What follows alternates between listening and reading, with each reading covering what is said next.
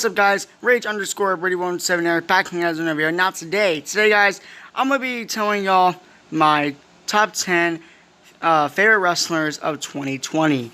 Now, guys, it's going to be a pretty interesting video because this is actually my first time doing a top 10 video. And since I'm obviously a professional wrestling fan, I did actually see a lot of people doing these like top 10 favorite wrestlers of all time, or top 10 favorite wrestlers of this year, I guess.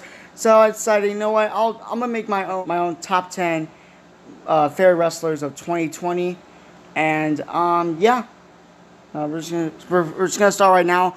But I do have two honorable mentions. Two of them. One of them is actually Darby Allin and Kenny Omega. Now, now you're wondering, like, why did I leave out Darby Allin and Kenny Omega? Well, that's obviously because I was not actually able to, like, I was like debating whether I should put it in the list or not, but I decided nah. I'll probably do another top 10 most favorite wrestler list, like probably, like, I don't know when, but I probably will maybe next year. I don't know, because I want to try and make this like a yearly thing. You know, I want to try and make this list a yearly thing. So yeah, anyway, let's get right to it, shall we? So coming in at number 10, guys, we have Orange Cassidy from wherever and weighing whatever. Freshly squeezed Orange Cassidy. Now, the only reason he was actually able to get on this list was obviously because, like, he's just really, to me, in my opinion, he's a really, really funny wrestler. He doesn't even need, he's like literally like charismatic. Like, he's really charismatic.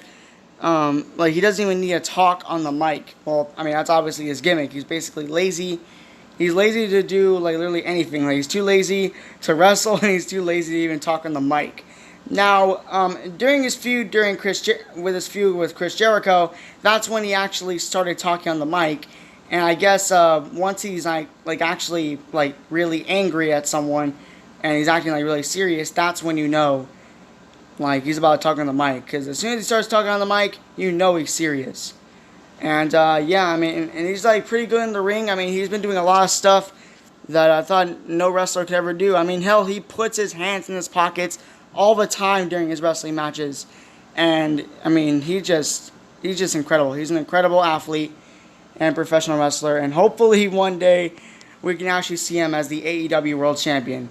Now, that would actually look kind of funny, actually, him being the AEW World Champion. Like, I'd even imagine him winning and then he still doesn't even care. Like, he's just holding the title around his waist and he just doesn't really care. Yeah.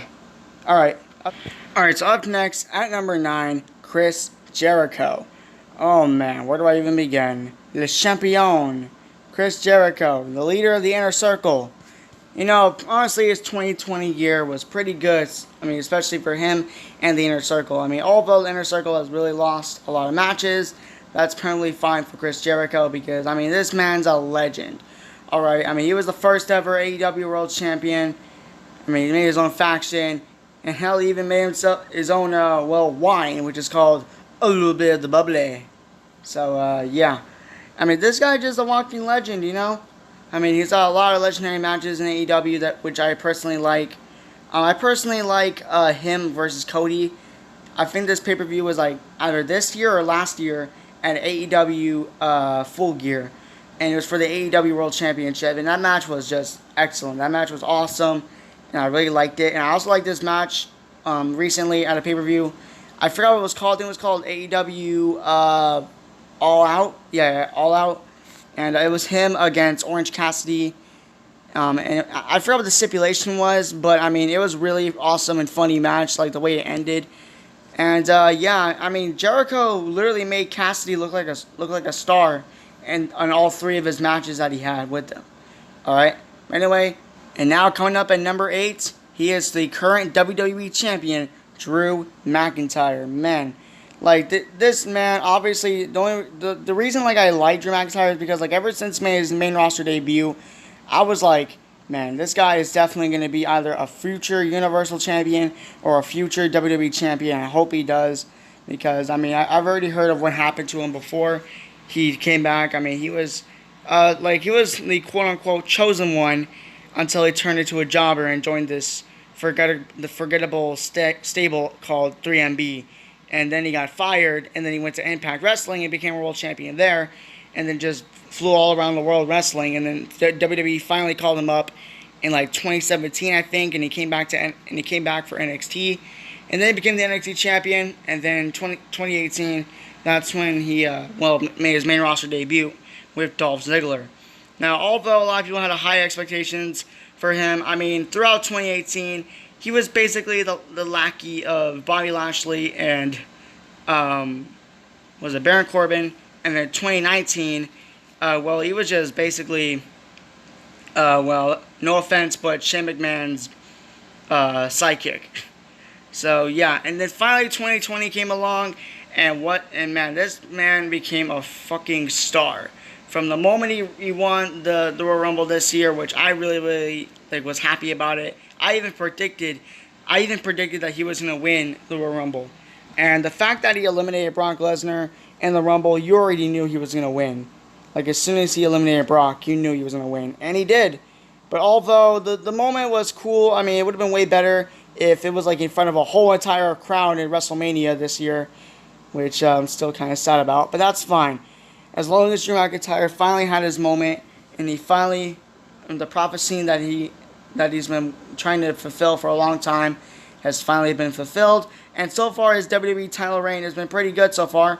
But I feel like he might actually lose the title to Randy Orton this Sunday at Clash of Champions when he has to face Randy in an ambulance match. And I mean, well, yeah, and that's it basically. So yeah, that's why he's my number 8. But coming out at number 7, none other than the vice principal of AEW. Vice principal. None other than Cody Rhodes. Not kidding. No, just Cody, because WWE decided to take away the Rhodes because apparently that's WWE's. What was it? It was WWE's property. So yeah. But anyway, Cody was having a pretty good year. Not gonna lie, especially with 2020, and especially what he's been doing during 2020. I mean, he just went all out. Get it? Anyway, sorry.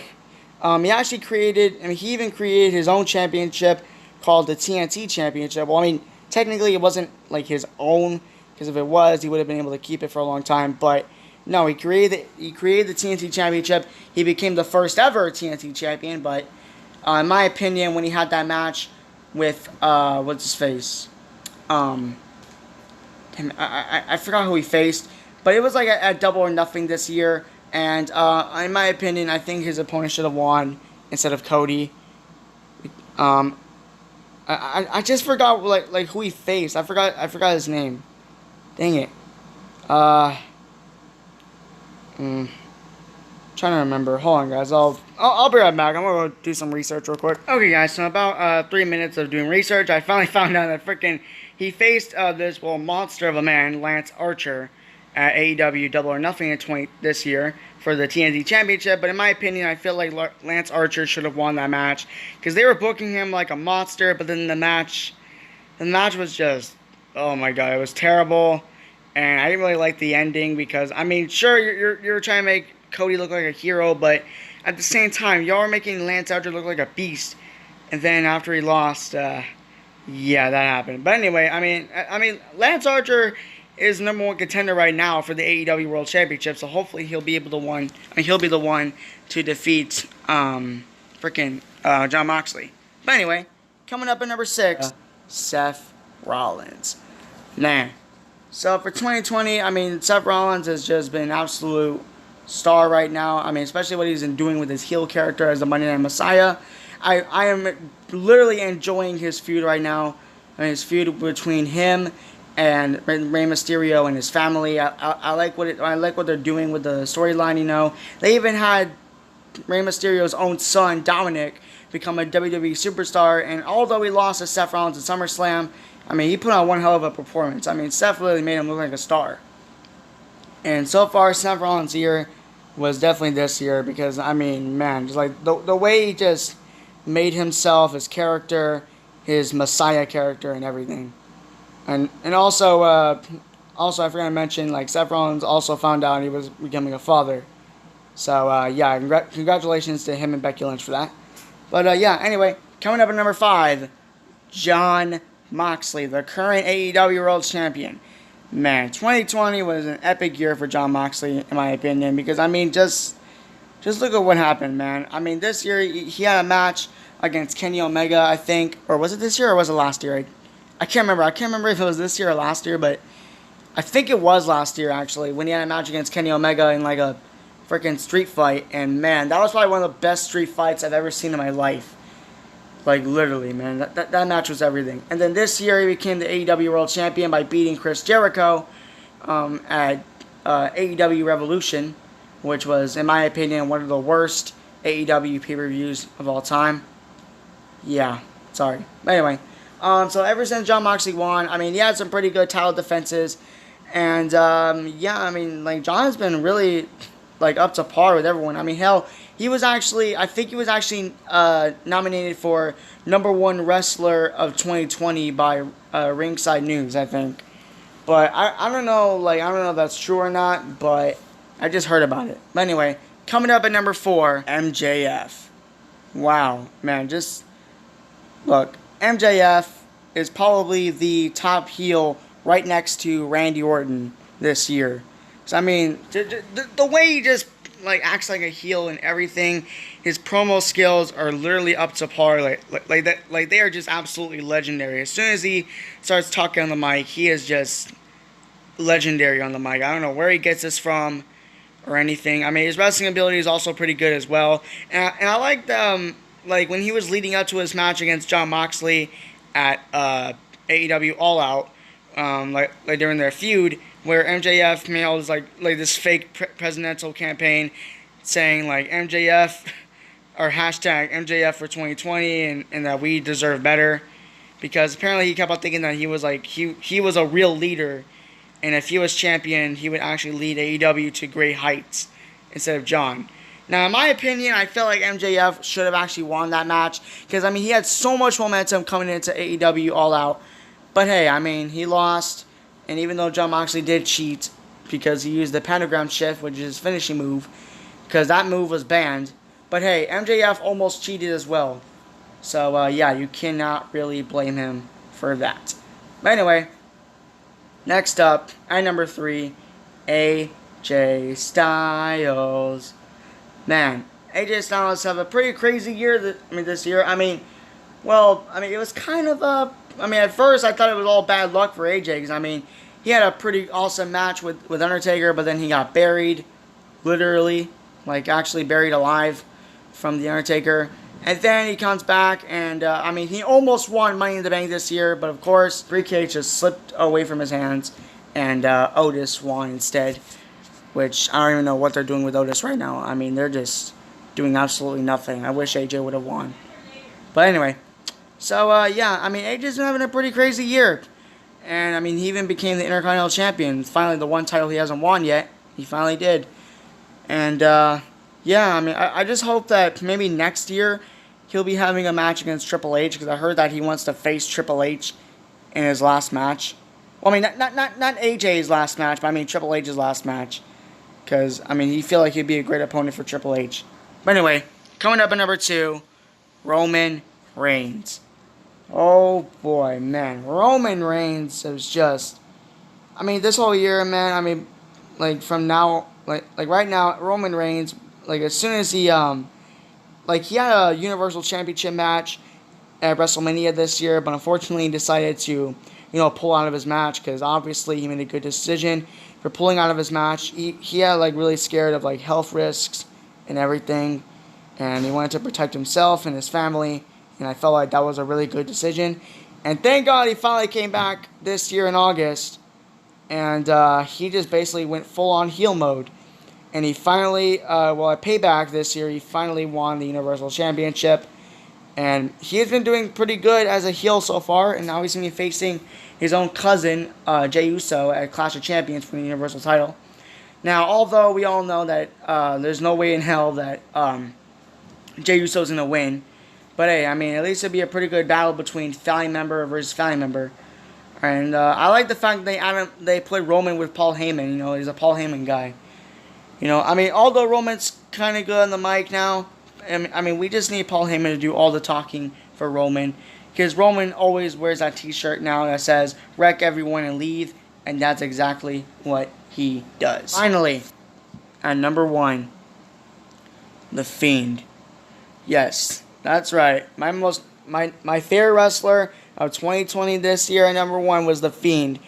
And, I mean, although, I mean, the year was off pretty good for him. I mean, he was the Universal Champion coming in January. He defeated Daniel Bryan to become, he defeated Daniel Bryan at the Royal Rumble. And then, let's just say he lost the title to Oldberg.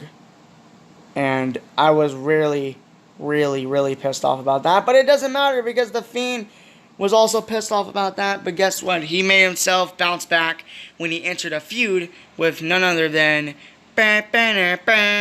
John Cena. And yeah, they had a pretty wacky match at WrestleMania. It was called a Firefly Funhouse match with him against Cena.